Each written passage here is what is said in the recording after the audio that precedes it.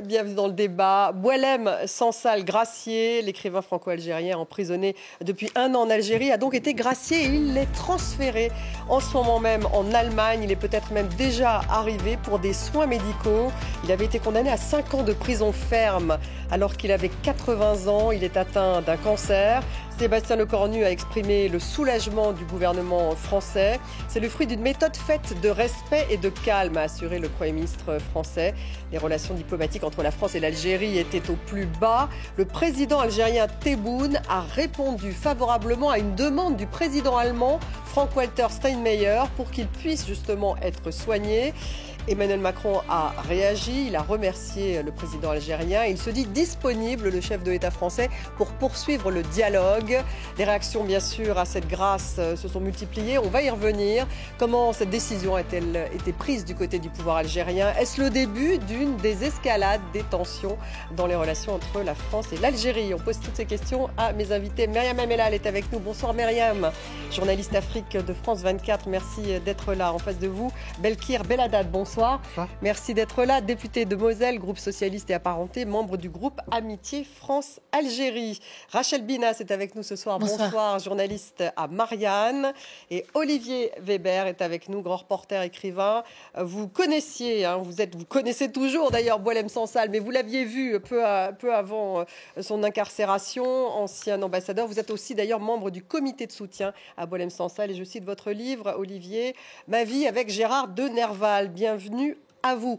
Avant de démarrer cette discussion, je vous propose de faire un rappel des faits en images avec Ludovic de Foucauld. Dimanche aurait marqué 1 année derrière les barreaux pour Boualem Sansal.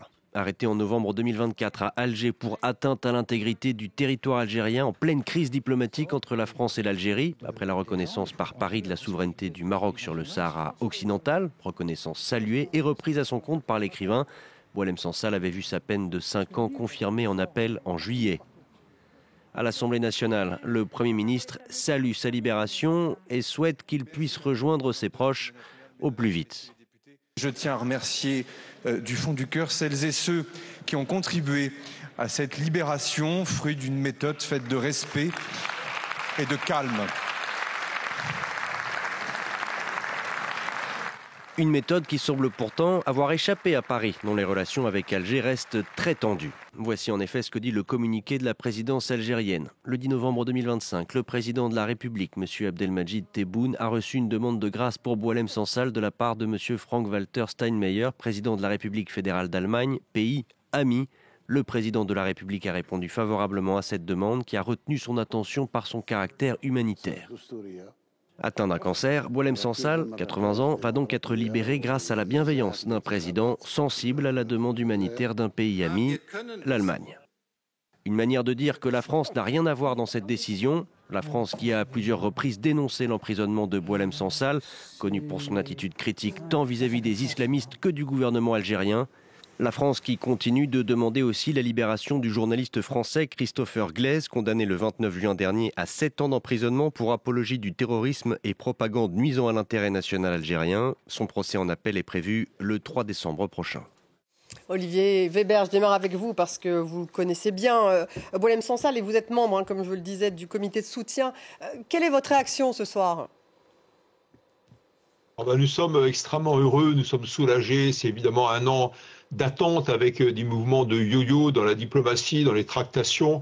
Et puis de l'autre côté, nous les écrivains, les amis de Boualem Sansal, c'est qu'est-ce qu'on pouvait faire. Évidemment, on a porté cette affaire assez médiatiquement, mais c'était toujours, vous savez, il y a des pour et des contre. Est-ce qu'il faut vraiment claironner sur l'emprisonnement d'un ami écrivain ou pas? Là, je pense qu'on a bien fait évidemment de continuer à porter le combat, à porter cette cause. Et on a eu évidemment des frayeurs et en même temps des attentes incroyables, des espérances avec le 5 juillet en particulier qui est la fête nationale, avec aussi quelques semaines auparavant la fin du Ramadan, donc les fêtes de l'Aïd où il y a toujours des grâces présidentielles accordées par le chef de l'État algérien dans ces circonstances et à chaque fois c'était un non, une fin de non-recevoir et puis bien sûr cette inculpation de 5 ans de prison donc pour un délit donc d'atteinte à la sûreté nationale, ça veut dire quoi? Ça veut dire espionnage et Boualem Sansal c'est tout sauf ça. quelqu'un, c'est un écrivain, c'est un poète, c'est quelqu'un qui est généreux, quelqu'un qui est humaniste, et tout ça va ensemble. D'ailleurs, ça se sent sous sa plume.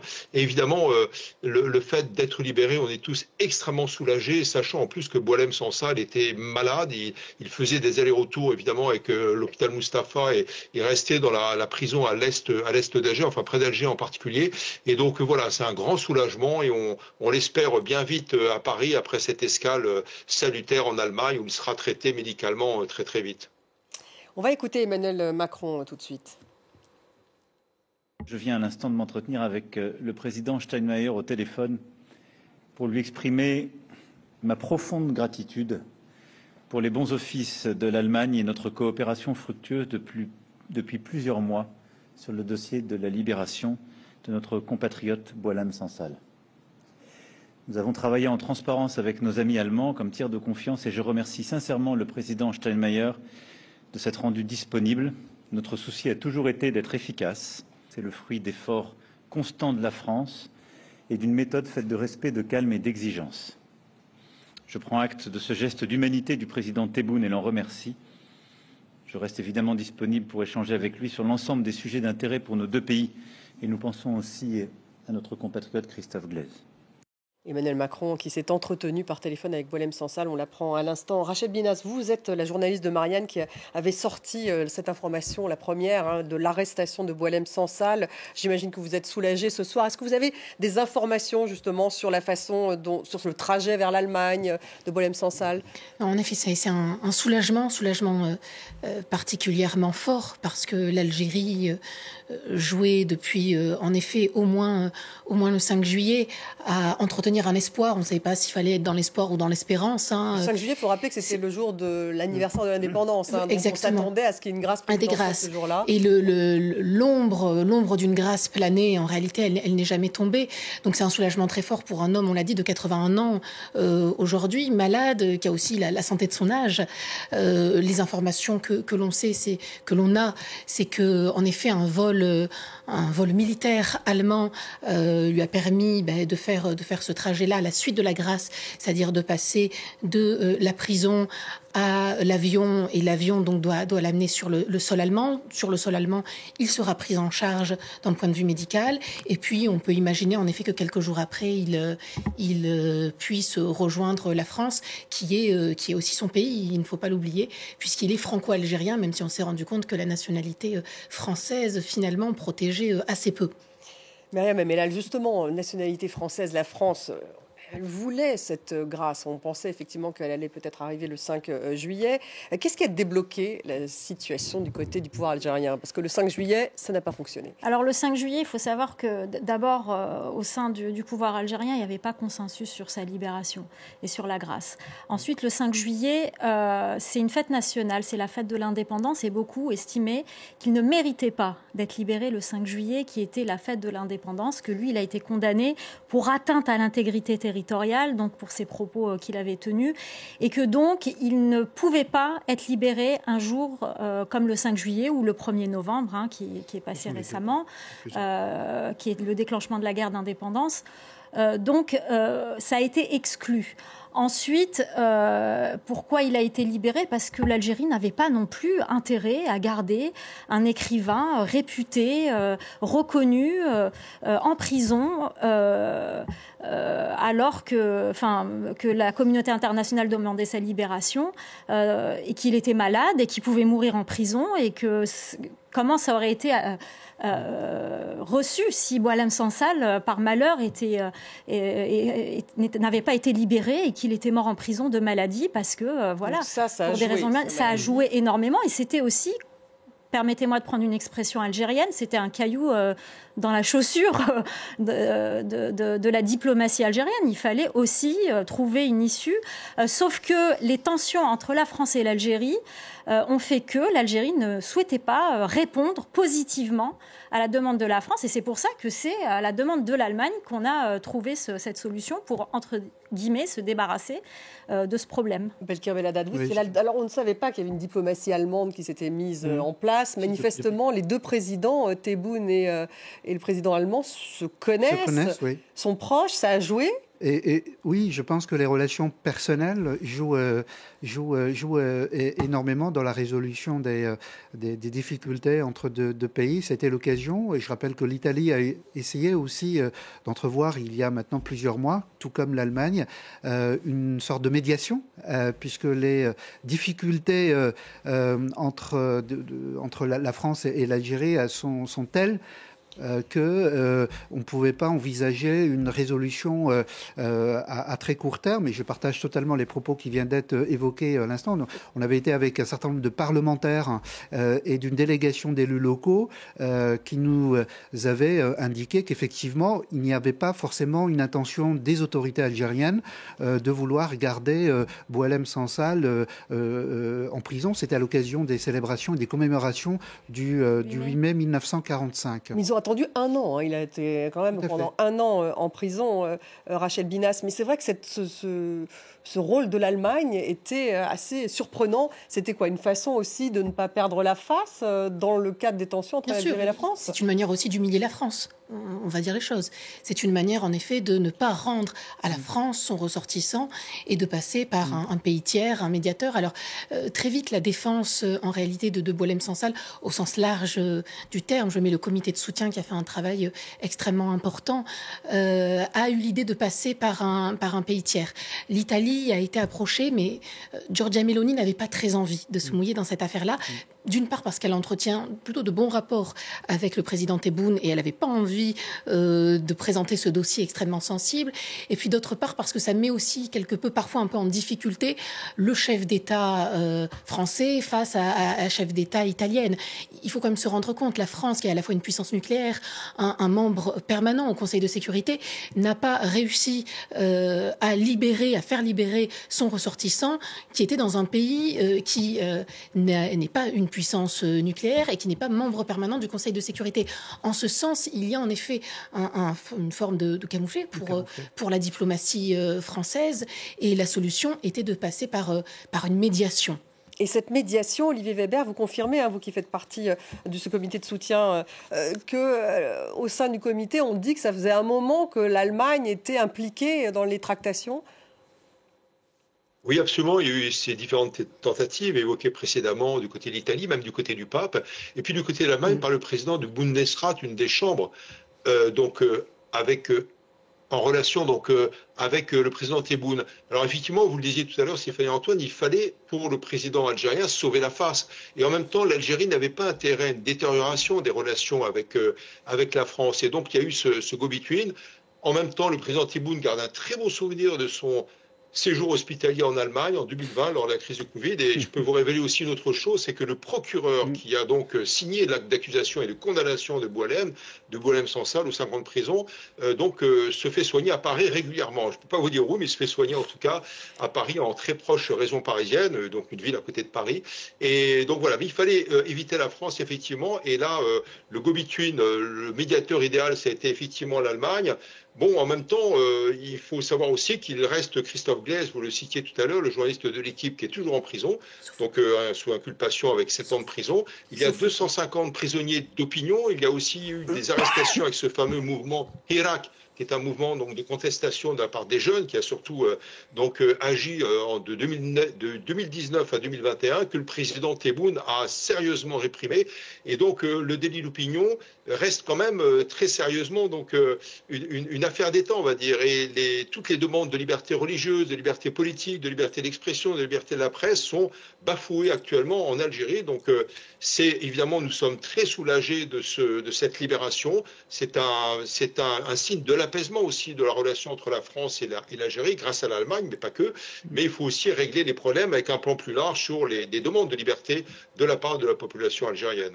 Est-ce qu'un mot, Myriam Amellal, sur justement les changements de gouvernement en France, gouvernement Le Cornu, et d'ailleurs le Premier ministre qui remercie du fond du cœur celles et ceux qui ont contribué à cette libération, fruit d'une méthode faite de respect et de calme. Emmanuel Macron est revenu aussi sur la méthode de respect et de calme. Est-ce que finalement celui qui est visé dans ses propos, c'est Bruno Retailleau, l'ancien garde des Sceaux, qui avait une approche une ligne beaucoup plus dure dans le dossier algérien, finalement qui a été remplacé par Laurent Nunez. Est-ce que ça aurait facilité les choses ?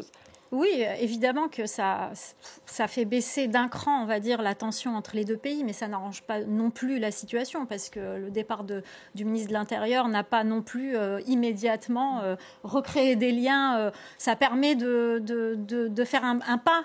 Ça permet de tenter une nouvelle fois un rapprochement. Mais on est au bord de la rupture entre les deux pays et le départ du ministre de l'Intérieur, Bruno Retailleau, n'a pas non plus scellé les liens entre les deux pays.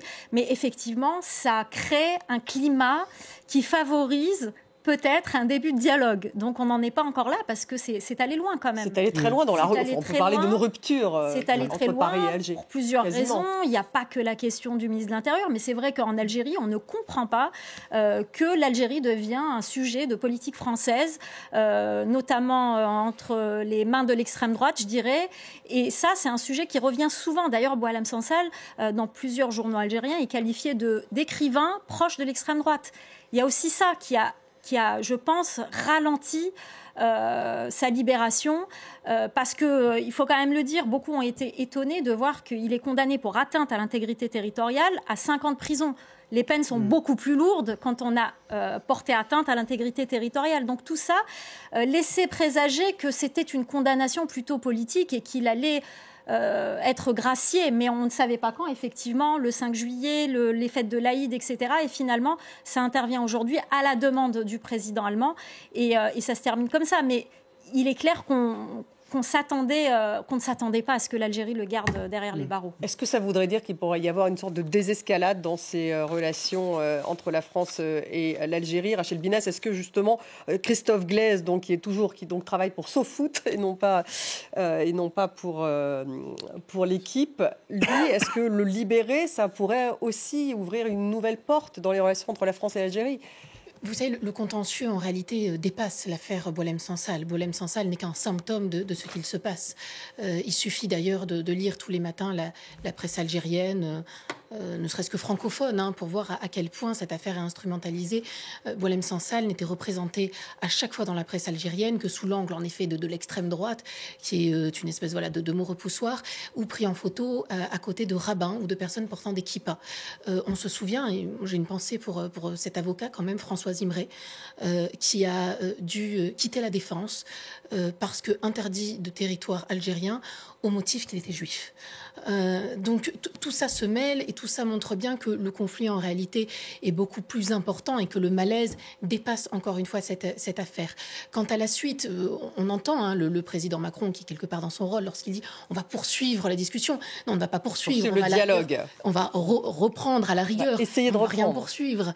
On est à un point en effet de rupture très forte. En choisissant l'Allemagne, finalement le régime algérien refuse de se mettre à la table pour aborder les sujets qui fâchent avec la France, ceux des OQTF, ceux du rôle aussi des pressions sur les opposants politiques au régime algérien en France, qui sont victimes de tentatives d'enlèvement et plus d'agressions. Donc le compte en souffrance est extrêmement important et il ne se réglera certainement pas avec cette seule libération. Oui, c'est ce que vous pensez aussi. Oui, je pense aussi. Et puis la méthode, elle est importante. Et celle qui a été déployée, celle de non pas de montrer les muscles tous les matins face à l'Algérie, ça ne marche pas. Ça ne marche pas, ça n'a jamais été essayé. Voilà. Mais manifestement, Bruno Retailleau était très couvert par la presse algérienne aussi, ses positions, il me semble. Oui, et puis les utiliser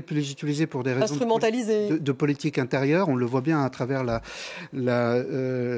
finalement l'accord de 1968 qui est passé à une voix. On voit bien l'instrumentalisation qui est faite de la relation franco-algérienne sur le sujet pour des raisons intérieures. Bruno Retailleau en France et en Algérie, donc. Et en Algérie également. Et Bruno Retailleau l'a fait au maximum de ce qu'il pouvait le faire pour des raisons internes.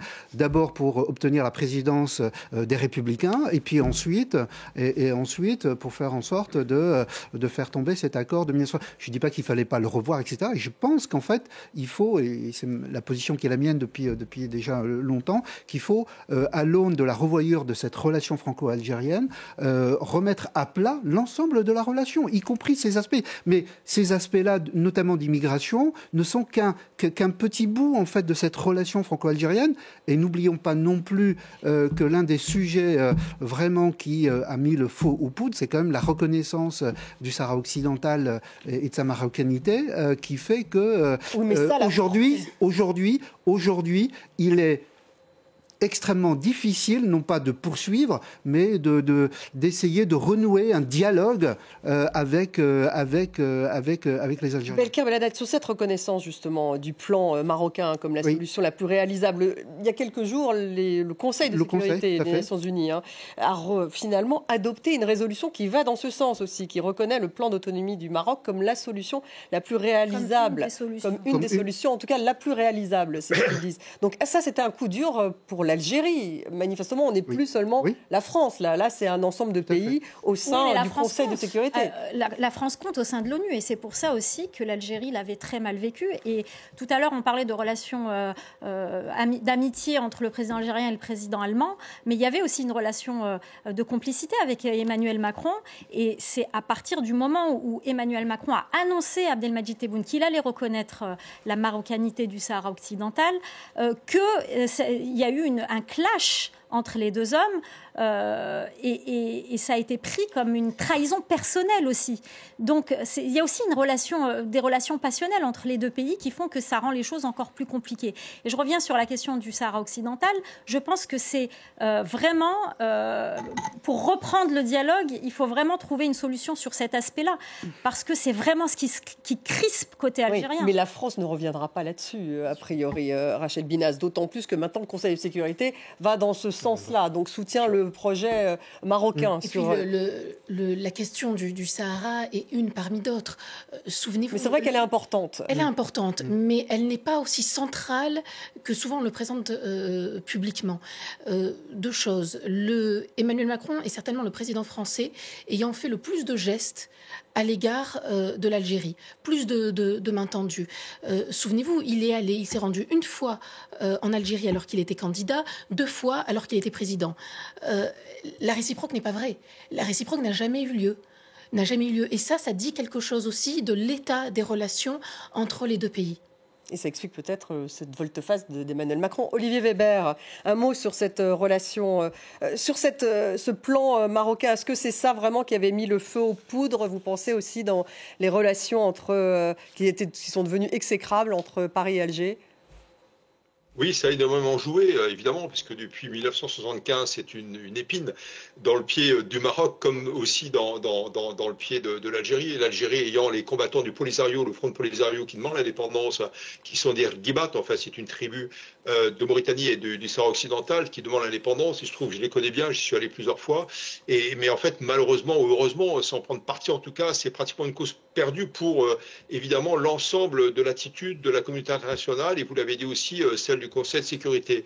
La France a pris position, donc ça fait quand même 50 ans que ça dure, depuis 1975, mais Boualem Sansal en a fait les frais. Quand il a fait cette déclaration, il a le droit de faire une déclaration. C'est un écrivain, c'est quelqu'un de courageux, c'est quelqu'un d'engagé qui a parlé de cette possibilité, en fait, pendant la guerre de libération nationale du FLN, donc menée par les Algériens jusqu'en 1962, de rétrocéder une partie de l'Algérie au Maroc en échange du passage donc, des combattants pour lutter contre les forces françaises. Boualem, c'est quelqu'un d'angélique, c'est quelqu'un qui n'a pas mesuré la portée de ses propos, de ses déclarations, qu'on l'instrumentalise en disant que c'est un écrivain affilié à l'extrême droite, c'est totalement faux. C'est quelqu'un d'œcuménique, c'est quelqu'un qui est dans le partage des cultures, le partage des religions, etc., d'extrêmement tolérant. Alors simplement, sur l'affaire du Sahara occidental, évidemment, ça va être compliqué de resserrer les liens entre la France et l'Algérie. Il n'empêche, rappelez-vous, en 2017, il y a eu cette tentative de réconciliation des mémoires. C'est devenu très vite, en fait, une sorte de devoir mémorial d'un côté, mais aussi de rente mémoriale pour le régime de Tebboune, qui en a profité, y compris en réprimant le mouvement Hirak. Et donc, oui, je crois qu'il faut faire attention de ne pas instrumentaliser non plus ces relations. Je pense aussi qu'il faut continuer à avoir un rapport d'apaisement, mais en même temps aussi logique de rapport de force. Je pense que les deux pays ont besoin de dialoguer. Malheureusement, Boualem Sansal est un écrivain qui a fait les frais. Il était embastillé, comme d'autres écrivains, comme d'autres journalistes se sont embastillés. D'ailleurs, c'est Amnesty International et Reporters sans frontières qui, dans leur dernier rapport, parlaient d'un d'un état des médias en Algérie qui s'est considérablement détérioré depuis 2-3 ans. Donc voilà, c'est ce combat-là aussi qu'il faut mener, puisqu'il s'agit quand même d'un régime autocratique, c'est le moins qu'on puisse dire, avec une rente, non pas simplement mémorielle, mais une rente économique. C'est quoi? Ce sont les hydrocarbures. On a calculé qu'il y a à peu près un tiers des revenus pétroliers, donc, qui sont donc dédiés à la Sonatrach, la compagnie d'exploitation, qui vont au régime, au pouvoir et à l'armée. Et évidemment, bien sûr, la population algérienne souffre de cette paupérisation, de ce manque de revenus. Donc c'est une considération globale qu'il faut avoir en tête. Ne pas interférer en tout cas, mais faire en sorte qu'on n'emprisonne pas les Algériens et qu'on n'emprisonne pas des écrivains franco-algériens. Boualem, je l'ai vu quelques jours avant ce que je qualifie d'enlèvement. Il m'avait montré il y a déjà quelques années les photos de son appartement à Boumerdès, dans la petite Kabylie, donc tout à fait à l'est d'Alger, et il me montrait en fait des barbelés à l'étage de son balcon. Pourquoi? Parce qu'il a été menacé de fatwa de la part des islamistes, comme il a été évidemment menacé par le FLN. C'est quelqu'un on va dire, de courageux dans ses engagements, à la fois contre le pouvoir autocratique, mais aussi contre les menaces du fondamentalisme islamiste en Algérie. Moi, je voudrais juste apporter quand même une petite... je ne suis pas tout à fait d'accord avec ce qui a été dit.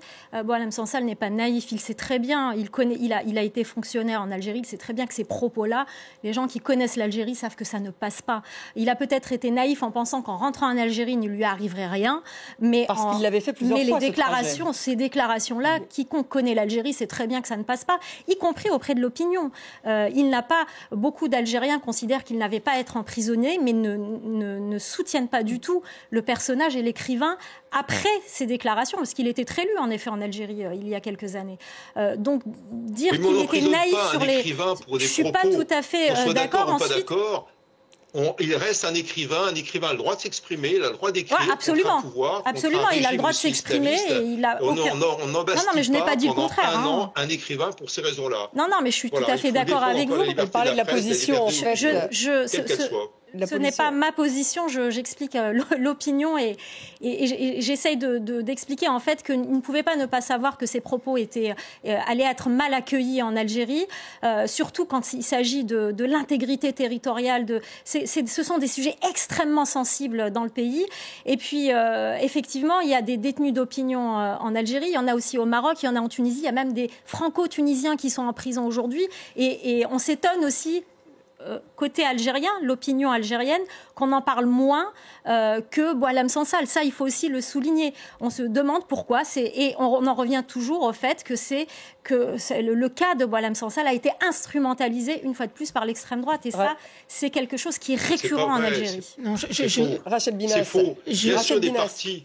Je crois que... Les partis ont essayé de récupérer cela, mais c'est pas du tout dans la démarche de Boualem Sansal. Je n'ai pas dit qu'il était naïf. Je dis que c'est quelqu'un d'angélique, quelqu'un de courageux, quelqu'un d'engagé, qui critique aussi bien le pouvoir que le fondamentalisme. L'embastiller pendant un an, c'est scandaleux. Ça reste quand même un ressortissant français. C'est pour ça que les Français en ont parlé, et les écrivains et le comité de soutien. Et donc, on demande la libération d'autres détenus, évidemment, de par le monde, qu'ils soient écrivains ou journalistes ou autres. Rachel Binas.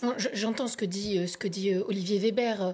Attention à ne pas céder à une forme de dilution de responsabilité. Finalement, un peu comme la jupe était un peu trop courte, finalement, il a franchi des lignes qu'il n'aurait pas dû franchir. Et en cela, mais je pense que j'ai un soupçon plutôt positif à l'égard de Myriam, et je pense que ce qu'elle essayait de traduire, c'était ce que les Algériens pensent en Algérie. Et c'est vrai que la majorité, il faut le dire, des Algériens, on peut avoir une analyse un peu empirique, ne soutenaient pas particulièrement Boualem Sansal. Ensuite, bien entendu, son combat, il est le nôtre, il est ceux de tous ceux qui sont attachés à la liberté d'expression. On a vu au cours de cette année qu'hélas, ça ne faisait pas le consensus n'était pas aussi large en France qu'on l'aurait souhaité, notamment au sein des politiques. Belkir Belhaddad, là-dessus justement. Pour revenir sur le plan diplomatique, là pour l'instant, il n'y a plus... la France avait rappelé, me semble-t-il, son ambassadeur de France en Algérie. Il n'y a plus non plus de diplomates algériens à Paris. On en est où là? Il y avait plus, du point de vue diplomatique, c'était au point mort. C'était c'est ce qu'on appelle le fax. Il n'y a que le fax qui fonctionnait. Donc le ça fax veut dire fonctionnait. Voilà, ça veut dire qu'on en est au point zéro. Voilà, c'était exactement ça. Et donc d'ailleurs, quand avec la délégation parlementaire, nous nous étions déplacés pour les cérémonies, déposer les gerbes de celles notamment du président de la République. Il a fallu qu'on soit là et qu'on soit en contact avec les ministres algériens pour que ça puisse se faire. C'est pour vous dire à quel point on en était au niveau de la relation. Donc pour l'instant, il y a cette annonce qui était... une vraie un vrai mouvement positif? Ça serait de renvoyer l'ambassadeur de France en Algérie? Ça serait c'est le signe le plus fort d'un rétablissement d'une relation. C'est vraiment le minimum du minimum. C'est vrai que quand on demande à son ambassadeur de revenir, c'est qu'on est vraiment une situation quelquefois de point de non-retour. Mais je pense que la première des mesures, ce serait peut-être éventuellement celle-là. On en discutait d'ailleurs il y a quelques mois. Un rétablissement des relations diplomatiques. Mais complètement. Ça passe d'abord par là. Nous, en tant que parlementaires, nous l'avons fait. Nous avons toujours cru que la diplomatie, c'est l'art de la discrétion. On l'a fait savoir à nos homologues algériens, qui, je l'espère, en tout cas, ont fait passer quelques messages auprès de l'establishment algérien, en demandant notamment la libération de Boualem Sansal. On avait identifié 2 dates, le 5 juillet, le 1er novembre. Et on savait que c'était la condition sine qua non à un moment donné pour que, à minima, les relations diplomatiques puissent repartir. Parce qu'elles ont rarement été aussi mauvaises, Myriam Amellal. Franchement, je n'ai pas le souvenir qu'elles aient été aussi mauvaises. Il y a toujours eu des tensions entre les deux pays. Et oui, je pense c'est qu'il y en aura une toujours, relation mais c'est vrai que là, on a atteint vraiment Et comme vous le disiez il y a quelques instants, c'est vrai qu'Emmanuel Macron est le président qui a le plus fait dans les questions mémoriales, le président de la Ve République qui en a le plus fait. Mais ça n'a pas suffi. Ça n'a pas suffi parce que peut-être que aussi côté algérien, peut-être qu'on en attendait plus. Il y avait des questions, par exemple, sur la reconnaissance de la mort de l'Arbi Ben Mhidi qui a été tué par Ossares. Ça a créé des crispations parce que Ossares, à l'époque, n'était qu'un exécutant, et on en demande aussi plus. Alors des fois, ce qu'il faut comprendre, c'est que les visions sont tellement différentes de part et d'autre que parfois on a du mal à trouver un terrain d'entente. On s'attend à beaucoup de choses d'un côté, de l'autre côté on pense qu'on en a assez donné, et ça crée des crispations et des incompréhensions de part et d'autre, et ça rend les choses vraiment très compliquées. La question mémoriale, je pense qu'il ne faut pas la négliger, elle est très importante côté algérien. En France, on voit aussi qu'elle soulève des passions. Il faut la laisser aux historiens, non pas aux politiques. Et je pense que c'est l'erreur qui a été faite. Oui, vous pensez que c'est ça l'erreur? Mais en même temps, Emmanuel Macron a insufflé cette commission de Benjamin Stora. Mais il faut l'insuffler, mais ensuite, il faut laisser les historiens travailler ensemble. Et c'est ce qui s'était fait. Il y a eu plusieurs rencontres, notamment à Constantine. Les archives algériennes n'ont pas été ouvertes. On est d'accord, mais il y a eu Pour se réconcilier, il faut être 2, disons. On est d'accord, mais le président Tebboune avait eu un certain nombre d'exigences, Emmanuel Macron de son côté également, et le président Macron, c'est vrai, a beaucoup fait sur cette question-là. Il a même effectivement répondu favorablement au président Tebboune en acceptant le fait d'ouvrir les archives avant la guerre d'Algérie, c'est-à-dire toute la période coloniale, depuis 1830. Et ensuite, je pense qu'il faut laisser les historiens, et la politique doit reprendre. La politique doit reprendre sur les sujets économiques, parce qu'on a énormément de sujets en commun. Il y a quand même des liens économiques entre la France et l'Algérie. Mais bien sûr, parce que ce sont nos entreprises qui en payent le prix derrière. Ce qui est intéressant sur cette question mémorielle, c'est que de part et d'autre, il y a des lobbies très puissants qui pèsent dans la politique interne et qui font que ça n'avance pas aussi. Ça, il faut le dire, que ce soit en Algérie ou en France. Même en Algérie, les anciens combattants, il y a un lobbying quand même qui est assez puissant, qui parfois peut aussi peser dans la politique interne. Ensuite, pour ce qui est des relations économiques, oui, et on voit aussi que depuis cette brouille, il y a une volonté de l'Algérie de s'écarter de la France. On l'a vu avec le blé, par exemple, qui a eu des conséquences sur les agriculteurs français. On a vu que l'Italie est devenue le premier partenaire économique de l'Algérie. L'Allemagne aussi avance sur ce terrain. La Turquie, la Chine. Donc on voit aussi qu'il y a une volonté aussi de s'éloigner de la France. Alors peut-être que c'est la solution de ne pas avoir une relation aussi forte, mais en tout cas, la France n'est plus un partenaire stratégique pour l'Algérie. Et donc ça, on le déplore. Vous le déplorez, Olivier Weber, même si vous êtes écrivain. Enfin, il faut aussi avoir des relations diplomatiques avec l'Algérie, des relations économiques, c'est important. C'est très important, vous savez, c'est presque une histoire, c'est une histoire passionnelle, la France et l'Algérie. La France a besoin de l'Algérie et l'Algérie a besoin de la France. Mais même au niveau des populations, au niveau de la culture, c'est une histoire partagée. Je suis entièrement d'accord avec ce qui a été dit. Il faut laisser le devoir mémoriel aux historiens. Bien sûr, ouvrir les archives, bien sûr, enquêter, dénoncer ce qui a été commis auparavant, mais ne pas passionner le débat. Il faut réapaiser un petit peu ces relations. C'est des relations extrêmement importantes, bilatérales, des relations historiques également. Et je crois effectivement, donc ça fait 6 décennies qu'il y a l'indépendance. Entre-temps, il y a eu quand même 3 générations qui se sont passées. Il n'est pas du tout question d'effacer l'histoire, au contraire, mais il ne faut pas que ça altère ce rapport d'amitié qui a existé quand même pendant des années, des décennies, avec des hauts et des bas. Et je crois que c'est une histoire commune. C'est la Mare Nostrum, la mer Méditerranée nous sépare, elle nous unit en même temps. C'est en face de Marseille. Et je sais que mes amis algériens qui sont en Algérie regardent aussi la France toujours avec des yeux d'admiration, et c'est réciproque. Et je crois que cette relation doit être équilibrée, elle doit être dépassionnée.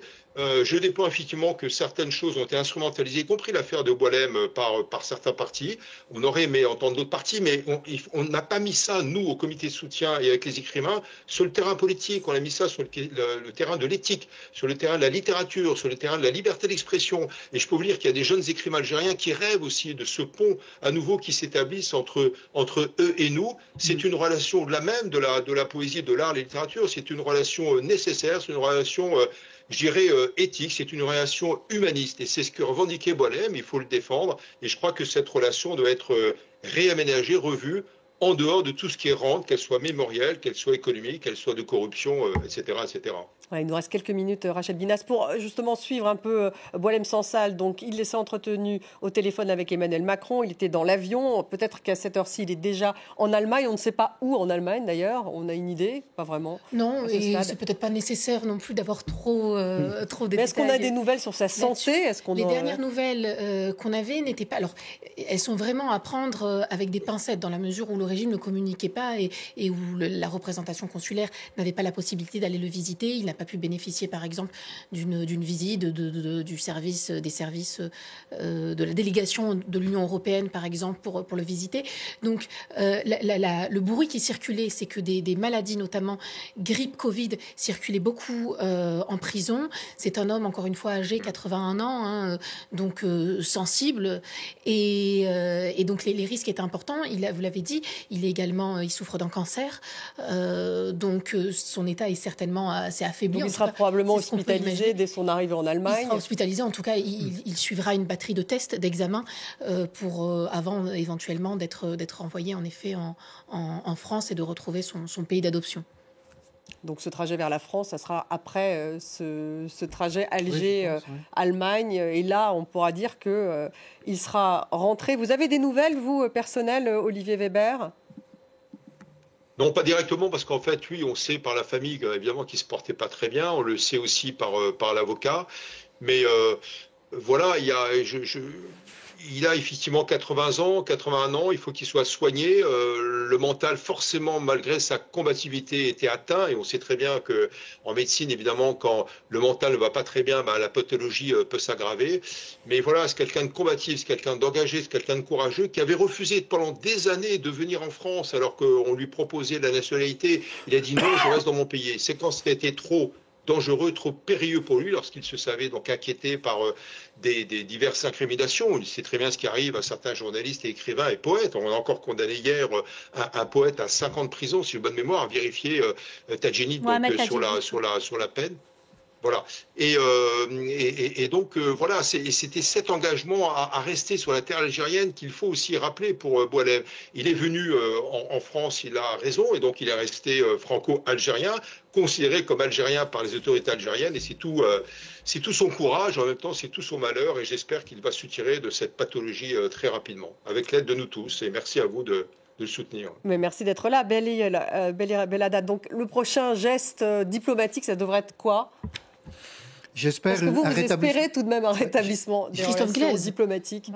La libération de Christophe La libération de Christophe Glaise. Exactement. Donc et le puis, journaliste de SoFoot. Et puis la condition sine qua non, c'est quand même le rétablissement des relations diplomatiques, sans quoi on pourrait rien faire en fait. On le voit bien dans ce cas de figure. On a Une très chose peu, est voire sûre, pas on ne du peut tout de pas relations rester dans cette diplomatiques. situation. C'est pas possible. Les deux pays sont trop liés. Il y a combien de millions d'Algériens qui vivent en France. La langue française entre les deux peuples et entre les deux pays.